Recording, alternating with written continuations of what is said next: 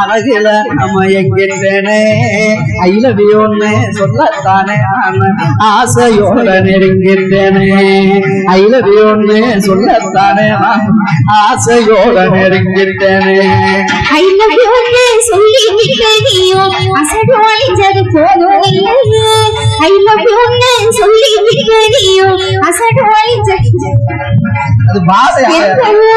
என்ன பேரு உள்ள விவரங்களே நீயே சொல்லு எந்த